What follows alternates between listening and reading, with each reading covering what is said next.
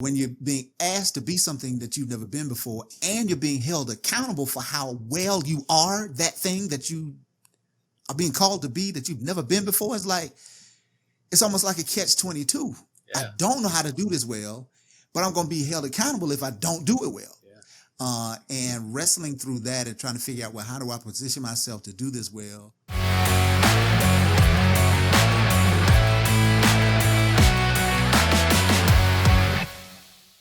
Hello and welcome to the Mindset and Self-Mastery Show. I'm your host, Nick McGowan. Today on the show, I have Anthony Dix. Anthony, how you doing today, man? I am outstanding, Nick. Thank you so very much for asking. How are you? I'm great. Yeah, man, I'm Amazing. excited for you to be on. Thank you. We were shooting the breeze a bit before we got started, and I do that with everybody. I like to talk and kind of get into, just shooting the breeze. But there are some conversations where I'm like, all right, we should just hit record and start on with this thing. The other times where we get into conversation, I'm like, we should have hit record. We should have started this.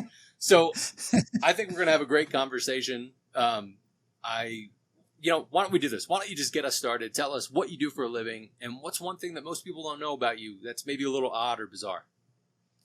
Well, the first question is much easier to answer than the second. So I am the senior leadership consultant for 180 Management Group. It is a boutique management consulting firm. I am responsible for the leadership portion of that, being a leadership coach, consultant, trainer, speaker, all of that good old stuff. Now, when it comes to the second question, I have been raised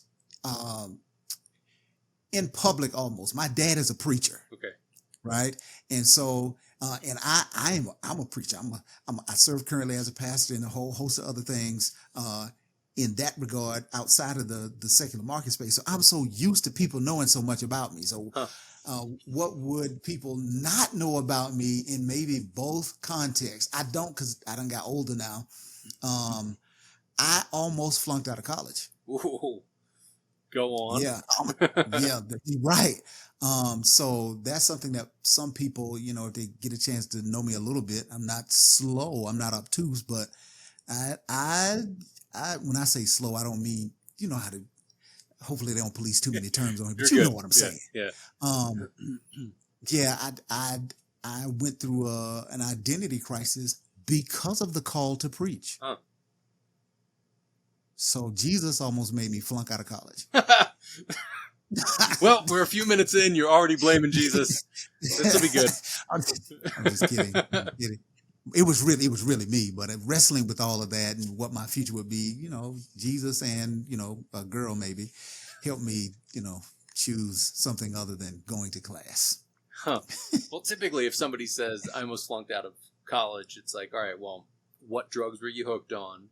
Or what girl were you chasing? Or how much were you drinking? Or why were you forced to go to that school when you should have gone to some other school? So it's interesting for you to bring that up and go, well, I was called to do something else. And callings are deeply important to me. I know there's a deep purpose that we all have. And a lot of people have a hard time finding it or figuring out what they're supposed to do. And sometimes it can change throughout the course of life. Like your calling right now may look a little different than it does in 2-3 years. It may look different in 10 years. I mean, I told you before we started recording that I played in church bands for 10 years. I was in church Wednesdays and Thursdays and Saturdays and Sundays and doing all these things. And at this point, I haven't gone to church in, 7-8 years, something like that. But I have a deeper relationship with God than I did even back then. My calling has changed a bit more and being able to do those things. So talk to us a bit about what that looked like and really how you managed your mindset through that and what you thought as you were kind of being torn from either side. Because if you're being called to something much larger, it doesn't matter what you think and what you want to do. You're being called to something much larger. Right. See, that's the thing. Being called to something larger when you're in this age and stage where you think you're as big as you get. Yeah. Right. So in college, you don't have a lot of foresight as to, who am I going to be in the future? You have some maybe an inkling, but you don't really have all of that stuff worked out. And when you couple the stage in which you begin to sense a call with the the age that you are just kind of it just muddies the water, Nick. It just muddies the water. And so for me, I was going through an identity crisis. This is really the long and short of it. God was asking me to be something I had never been before.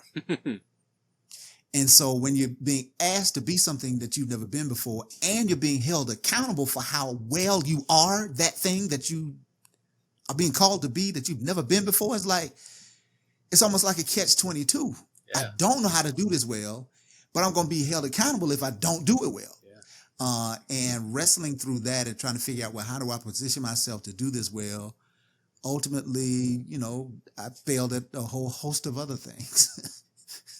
So, I hope that answers your question. But immaturity, while you're being asked to evolve into a vision you didn't have for yourself, that leads to a lot of stupid decisions. Sure. Yeah. I want to go down this path a bit because honestly, I'm really happy that this is how this has started. We're 5 minutes into this and we're already onto this. The calling in life and your purpose is so deeply ingrained, I think, in all of us, but we get so used to doing the things that we feel like we should be doing.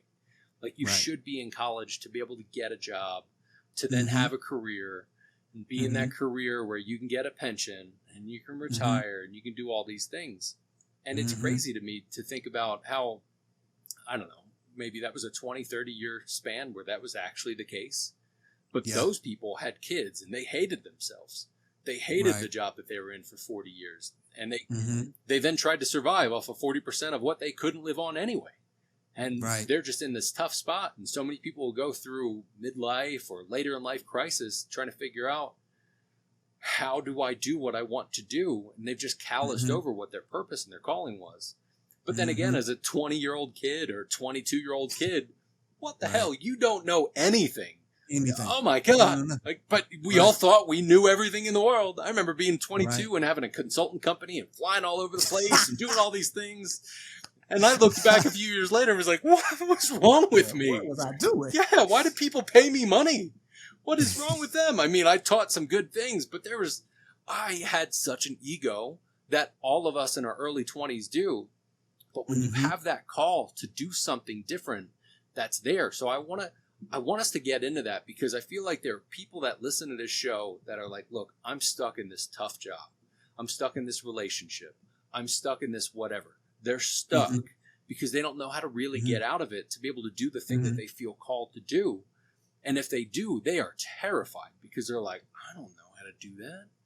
I don't know if I'm going to be any good at it. The fear, the negative self-talk, and just all the BS comes up and starts to run through your mind and then holds you back, where you and I both know that sometimes you just got to start the damn thing. Just start walking, start moving along. So what did that look like for you as you started to piece together, like, I don't know how to do this, but all right, dude, let's do it.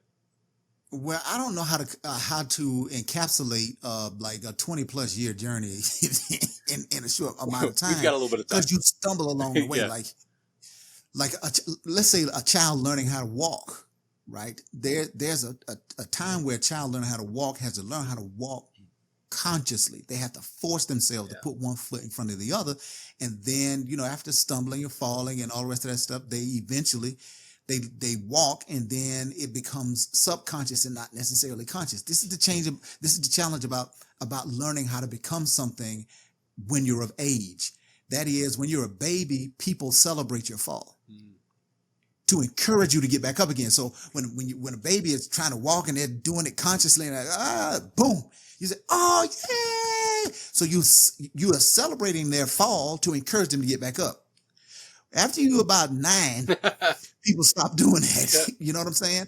You fall, and then they may denigrate you. They don't celebrate you in such a way where I know you were trying. Come on, get back up again. And so stumbling along the way, learning that I may have known the what of my call, but not the why of it.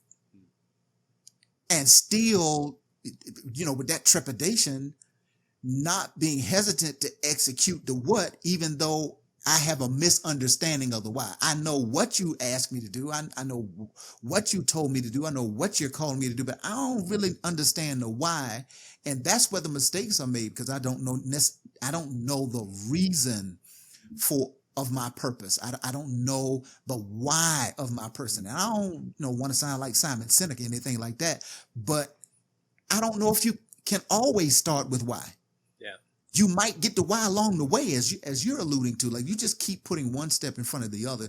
You just keep making the effort. You just keep trying, and then eventually the why is unlocked, and you can look back and say, now I understand why I had to learn what I learned in college in order for me to do what I'm doing now. It didn't make sense to me then.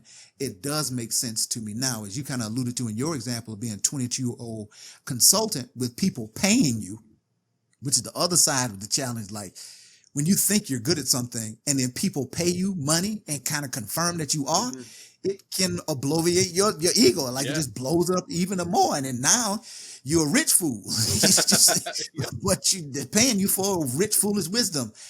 And so as you move along that time and that span and you look back, that's when the understanding comes. It comes eventually, not necessarily immediately. You just have to have the courage to keep doing the what until you figure out the why. Yeah, and that's a great point. Even with the Simon Sinek book, Start With Why, got that in my sea of books. And I've read through some of that. I don't think I've actually finished that book, but I've watched a lot of different Simon Sinek stuff. I really enjoy Simon. But I think that's a great example of where people can take things out of context, or you can selectively pick how you want that to relate to your life. Where somebody might say, well, I have to start with why, or I can't start. You and I are like, sometimes I don't understand why, but I'm just going to keep doing the thing because intuitively I feel like I need to go do this. And then the why shows itself, and it becomes clear as you put the body of work together. But there are a lot of stuff that, just like going to college, people are told you should do this. This is how life should be. And you go, all right, cool, I'll do this. And you kind of move along. And I never went to college. I think I ended up in a couple college classes because I was at some party the night before and was like, yeah, what the hell? I'll go to a class, see what this is like. But never actually going to school, because I remember having a conversation with a counselor who was like, well, you're an art kid. We get you in music school, but you're not going to make any money. Or we get you in art school, but you're not going to make any money. Or we can get you into some other school where you can get a career. And I was like, no, screw this. I want to go do the things that I want to do. But I was told you should do these things. And there was shame that came along with it. So even with that Start With Why, having that start is the crucial point to it. Like, there have been a lot of people that have been on the show that have talked about just keep moving, just keep going, just keep walking on the things. Just like Nemo, just keep, who was it? Just keep swimming, just keep swimming, just keep swimming. Dory, that was what it was, Dory. It was still the right movie. I was in the ballpark. Yeah, you were in the Pixar park, I guess. But on your path, knowing that your dad was already called to do that, and then you were feeling some of that. I've talked to different PKs that are like, I was raised this way. And as a pastor's kid, I assumed that I was going to go this path. And then some of them go kind of crazy, almost like the complete opposite side of it, or like a little bit of a rumspring in a sense. They're like, I understand that. I want to go do all the hard drugs and I'll be back. And then there are other people that kind of fight with it. So did you see that coming growing up, how you grew up, and then, or what? So there were several different stages to that part of my development. And that was when I was born into a house. My dad was already leading a church. So I got to see him preach and all the rest of that stuff. And as a child, of course, you emulate what you see. Yeah. Right. So there's some imitation there, but there's no real, I didn't have any sense of anything then. And then, as a pastor's kid, you put it as a male, you put into positions where you have to speak. And so being a speaker and an orator, being on stage, stuff like that, I was put there, not voluntarily. I was voluntold. Yeah. This is what you're going to do. And then experience some success there. And then by the time I got to like 8 years old, I was doing pretty good with public speaking and stuff like that. But then I got stage fright. So I avoided the stage for a good little while. And I didn't like being on stage at all. It made me nervous. And then when I went to basic training for the United States Army Reserve in Fort Leonard Wood, not Fort Leonard, it was in Fort Knox, Kentucky. That's where my basic training was. My AIT was in Fort Leonard Wood. I began to get this sense and feeling again, because I had avoided it. I told myself, I don't want to be what my daddy is. They don't make no money. I don't want to be what my daddy is. So, famous last words, right? I never. And then eventually, of course, God does what he does. And I assume that responsibility to preach. And then eventually, of course, to pastor and a whole host of other things.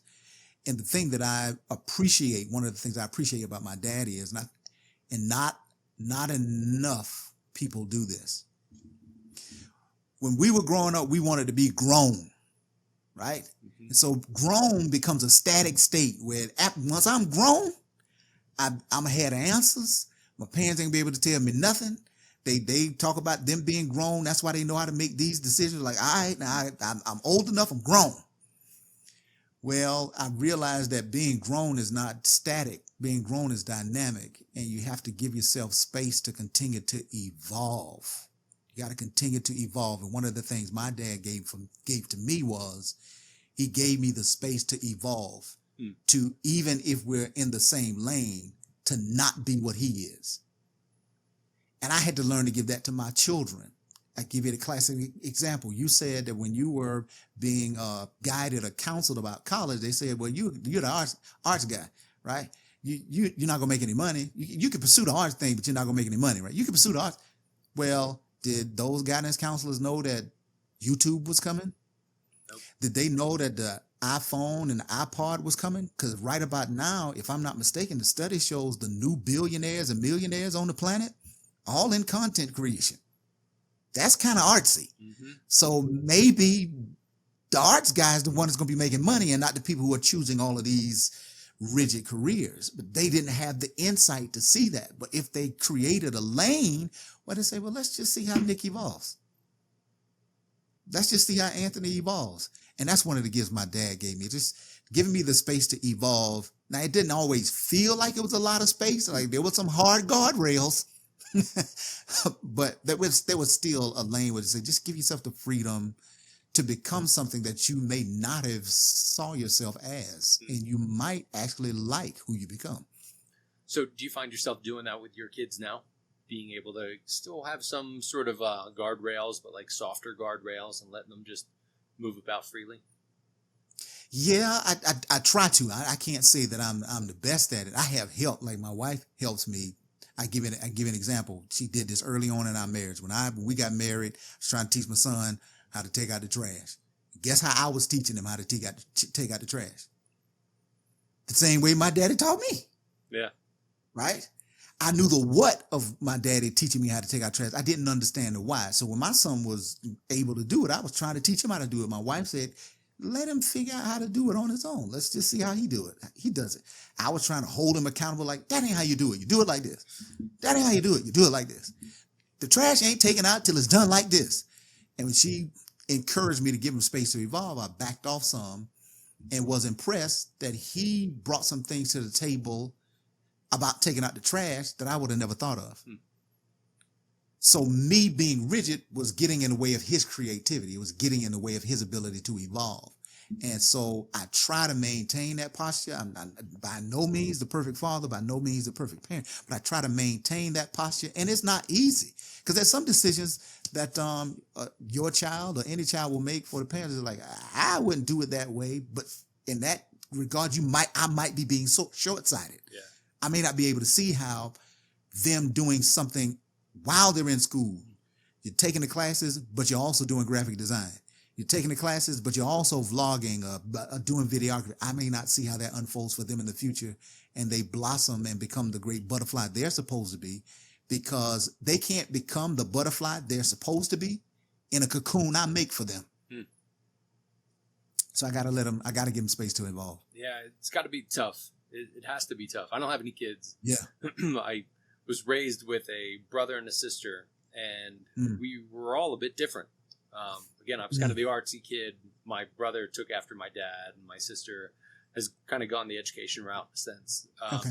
But everything was raised a bit differently.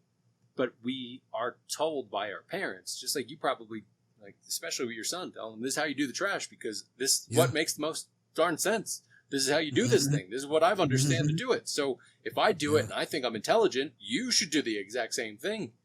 But being able to have that freedom within yourself to go, you know what? Let them figure it out. And sometimes it takes somebody outside of you who loves you. It can kind of slap you in the back of the head and be like, just let him take the trash out on his own.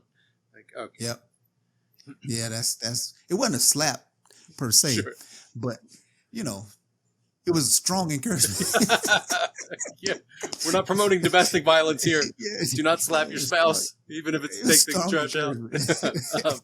But that thought of we all do it. We all have that. Well, I figured this thing out. This makes sense to me, so Hmm. I think somebody else should. But we do need to take into account personality types, Yep. history and context, and of course Yep. trauma. So, Yeah. assuming let's take your child out of the picture. Let's talk about the people that you work with from a management perspective. Hmm. There are people that Hmm. have traumas even just within different companies they've worked for, bosses Hmm. they've had, let alone Hmm. their own personal traumas from being a 4-year-old kid that they learned, oh, to be safe, I need to do this thing.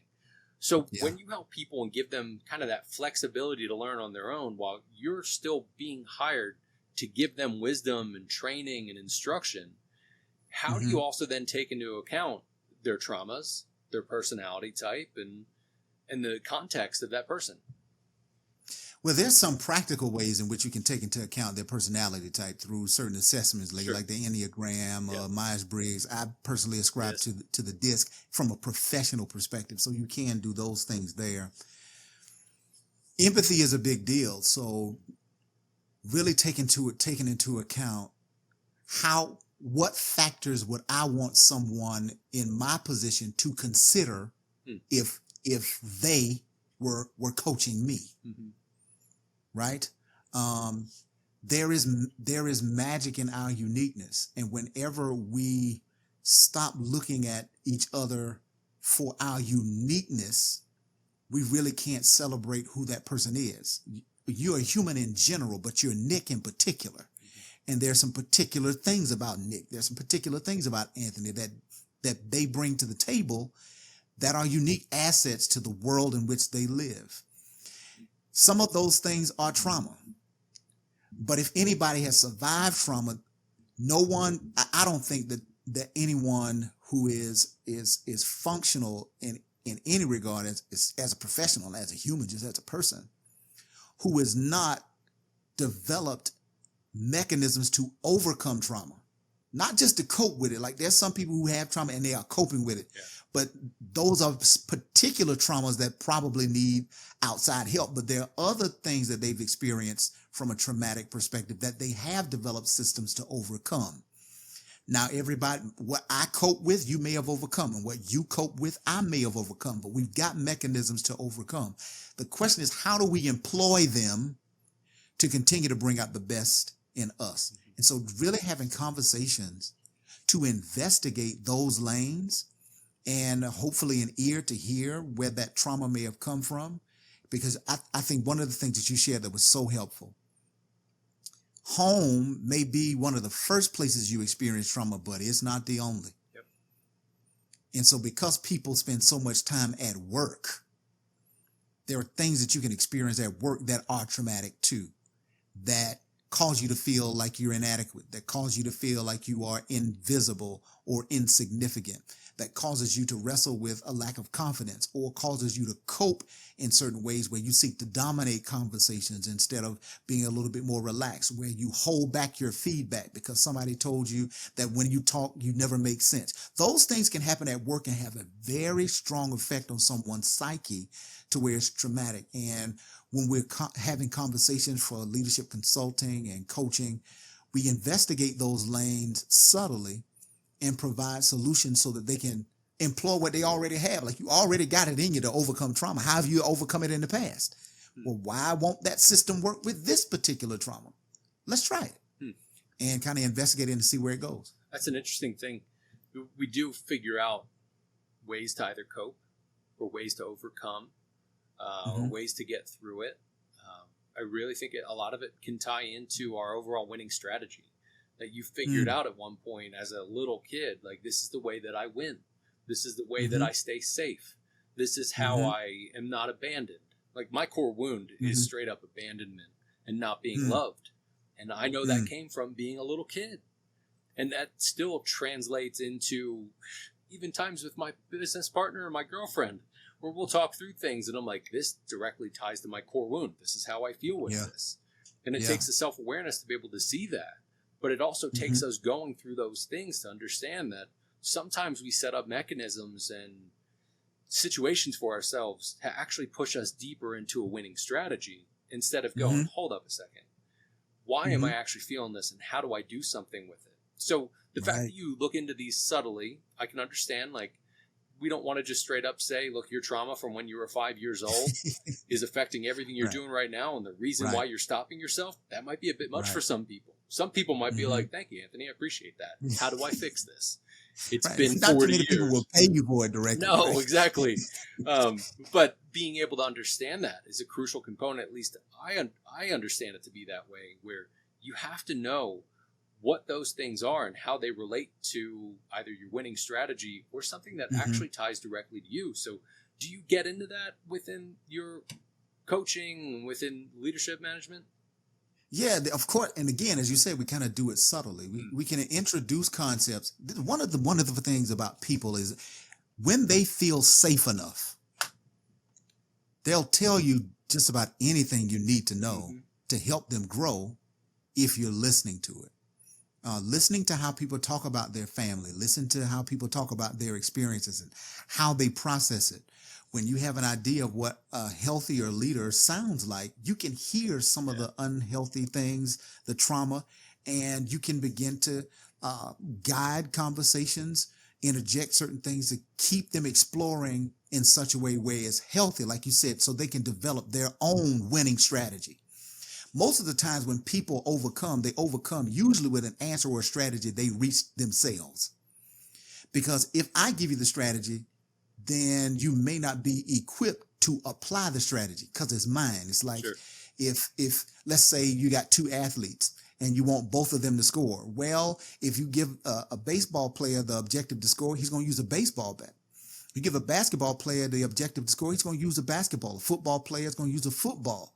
So all of them want to score in their respective games, but they have different tools to go about doing it. And if my primary tool is basketball, if I'm talking to someone whose primary tool is baseball, I can't give you my winning strategy because it won't work for the game you're playing. So if we can just talk about the game enough or talk about winning enough, you can develop your own strategy to do that. And one of the beautiful things about what I do is being able to see breakthrough in the midst of a conversation, right? Breakthrough that I can't take credit for, but breakthrough that I do get the privilege to see because we've just had great conversations where really the environment, the person felt safe enough, even as an executive. One of the things that, leaders don't often have context where they can bring down their defenses because so many times people are parsing their words, trying to figure out what their agendas are, what their motives are, and all that. They don't really have a safe space where they can talk freely without judgment of any type. Sure. And the coaching mechanism, the consulting mechanisms really provide context to have those conversations so that they can bring down those defenses and really develop strategies to help them, as you said, win and move forward, because that's really what it's all about. And when they can come up with those strategies on their own, it's gold. Sure. It's real gold. Yeah, you then own it because you've been able to piece it together. It's almost just like helping somebody get to the point where they go, oh, I see how this works, because they piece those things together. For the most part, the winning strategy, it's interesting. When I first learned about that, I thought of it in the sense of like, oh, this is how somebody wins. This is like a positive thing. But in all reality, that winning strategy is kind of a negative thing because it's how you've tried to win in the world to be safe, or how you've tried to do these things to make sure that you're okay in your little piece of the world, and understanding how you do those things. And so from a leadership perspective, especially management, there are a lot of managers that are like, well, I was taught by this manager or this manager or this manager, you do these things. But if you don't take into account the traumas of your employees, the day and age, and the stuff that's happening, then you can't understand that. You hit on something major that I think a lot of people just talk about as like a nice buzzword. It's empathy and being empathetic and understanding and trying to understand from that perspective. Now, you talked about the DISC assessment, the Enneagram, things of that sort. I know that I'm a major 4-3 when it comes to the Enneagram, so I'm super feely and emotional and all of that. And I've dealt with different sixes at certain times, that fours and sixes are Mhm. like oil and water, and we just don't get along at Yeah. all. But understanding those things can help us then have those deeper conversations. So how Mhm. do you help people understand that even if they're having a tough time, not even within themselves, but with their employees or their upper management, how do you help them understand how to look at those things and make those quick decisions where you can then say, all right, this is what this person's thinking, and I have other questions to be able to find out some more information about it. Yeah, that's the method to the madness. When people learn from doing or learn from experiencing, not necessarily experience as in past performance, things of that nature, but there are some experiences you can have where you can learn from those experiences. And so in management, when you're talking to leaders, the way you guide them through the resolution of the conflict can often model ways that empower them to work through the content as well.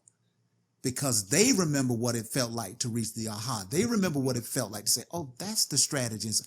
How did he do that? What kind of questions did? So that kind of reflection is critical.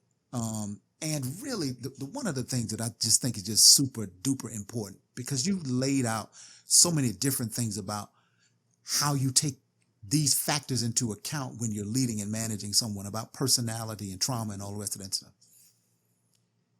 What you believe about yourself is important to understand if you're ever going to lead others on both ends of the spectrum. Yeah. If I'm high strung and I believe a whole lot about what I can produce, right? If I believe that, then I need to have a healthy perspective of that, because if I lead people based on how I feel about myself, I feel like I can do it, then I'm going to tell you, you can do it. When, as my wife told me, sometimes you're asking people to do things that they just can't do. Right? It's like, you are in New Mexico, right? And so you said that's a few hours from Colorado. And I know Colorado football is a big thing lately. And so they say Deion Sanders is one of the coaches who is great at coaching, even though he was a great player, because most great players aren't great coaches. Yeah. Why? Because they're asking the kids to produce what they did when the kids may not have that capacity. So when you think you have a whole lot of capacity, if you're not careful, you can misjudge the capacity of others and be a burden to them, because you're asking them to do things that they're just not capable of doing. That's one end of the spectrum. Yeah. The other end is you don't think enough of yourself. And because you don't think enough of yourself, you want more for other people than you want for yourself. But that's not healthy either. So you got to have that healthy perspective. And when you reflect on your self perspective, you say, you know what? The same grace I give myself is the same grace and space I need to give somebody else. If you remember what it felt like being misunderstood for something you said, it helps you when you misunderstand what somebody else said. And so giving people the tools to have that kind of self-reflection, slow down and ask those types of questions, I think are empowering, especially when it comes to resolving a certain amount of conflict and really just leading at their best self. Yeah, great points, especially being able to understand, I've been through this before, so let me help somebody. I think there's also, not to throw a monkey wrench in the middle of it, but I guess I'm about to. There's also the times where you can lead from a perspective, sort of like what we talked about before, of like, well, I believe this to be true, so you should do it like this. My personality type and my traumas and my context and all of my wisdom and experience have led me to this thing. So then they force from that angle.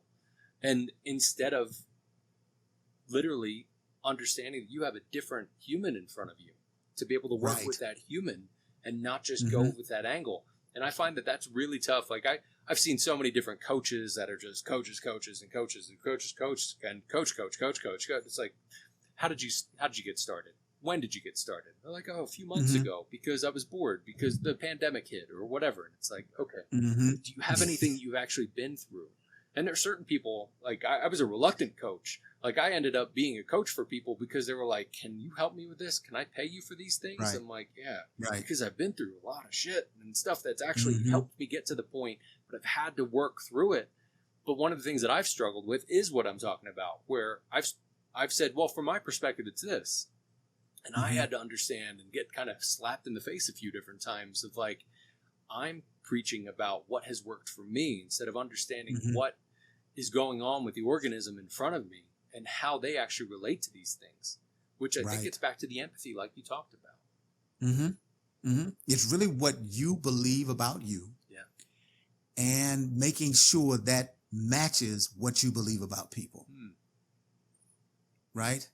Because the same agency you had to come to the answers that you are touting are the best answers for this particular situation, somebody else has that capacity. If I've got the capacity and agency to come up with solutions, then the person I'm in front of has the capacity and the agency to come up with those solutions.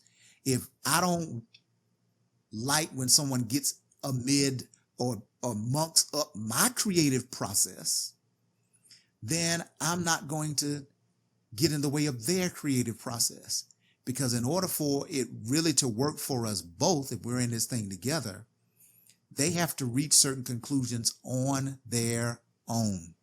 I've seen over and over and over again where you give someone the answer, either they don't apply it or they don't commit to it even after they enact the decision. They go back on it. Why? Because as you said, they didn't take ownership of it. And if they come to that conclusion on their own, it's easier and I think better for them. We could just be guides. We're like guide rails. Jim Collins in the book, Good to Great, of course, talked about a level 5 leader. I think he says leads people with these two things in mind, freedom and responsibility. You got to give people the freedom to do certain things, but the responsibility to keep them anchored. And responsibility is the guardrails to that freedom. Almost like when we were talking a little bit earlier, I was thinking about the Garden of Eden, how when you were talking about the artist and being counseled about, an artist is not going to make any money. That was almost saying the only way to gain wealth is through a career. When God made Adam and Eve, he gave them a lot of right choices to make. Only one bad choice. You can eat off of all of this other stuff. Just don't eat this one thing. And I think if we learn from things like that there is, as the old song would say, more than one way to skin a cat. There's more than one way to solve this challenge, to solve this issue. Then we could give everybody space to evolve in such a way where we could all get along, as they say, and really be happy and find. The big thing is to really find meaning. Because that's what the why gives you. When you find the why of your purpose, then you understand your life's meaning. I'm not just doing something that's menial. I'm not just doing something that's mundane, but I really understand the meaning of this. I feel joy in this. I get, even if it's challenging, I feel rewarded in engaging this because now I know what it means. And I know what it means, not because someone gave me the answer, but because someone provided me with enough freedom to arrive at the answer myself. It's a simple thing to talk about. It's not easy to do. No. But it is one of those things where you can look at and go, yeah, that makes a lot of sense. Like, we should all do that more often. But along those lines, what sort of advice would you give to somebody on their path towards self-mastery? I would give them this advice. Give yourself the freedom to evolve. Evolving is not rebelling. Evolving is you growing into who you were made to be. It is you continuing to give yourself space to develop, to change. And some of the hardest, I believe one of the hardest things a person can do is give themselves permission to evolve. I don't have to always be what I've always been. I can maintain my core values and continue to explore other avenues that doesn't change me to my core. It just may change how I express who I am at my core. I don't have to always be the lead guitarist. I don't always have to play for churches. I could do something else and still maintain my core values. I'll just find another way to express those core values. Why? Because I've evolved. Whether I'm talking at a radio station, doing a podcast, or YouTube, We didn't always have radio. We didn't always have YouTube. Didn't always have podcasts, but you're doing the same thing at your core because you gave yourself the space and grace to evolve. Beautiful way to be able to put that, man. Look, Anthony, I appreciate your time. I appreciate you being on with us, getting into everything you've gotten into. Before I let you go, where can people find you and where can they connect with you? You can connect with me a few different ways. You can go to LinkedIn. I'm on LinkedIn at linkedin.com/IN/AA Dix Jr. I think that's how the URL goes. The website for the company in which I serve is 180managementgroup.com. And if you'd like to connect at a different level, you can follow me on IG at AA Dix Jr. Awesome. And we'll have all that in the show notes. Again, Anthony, it was fantastic having you on. I appreciate your time today. Thank you so much, Nick. This was a blessing, man. I appreciate it. This was good.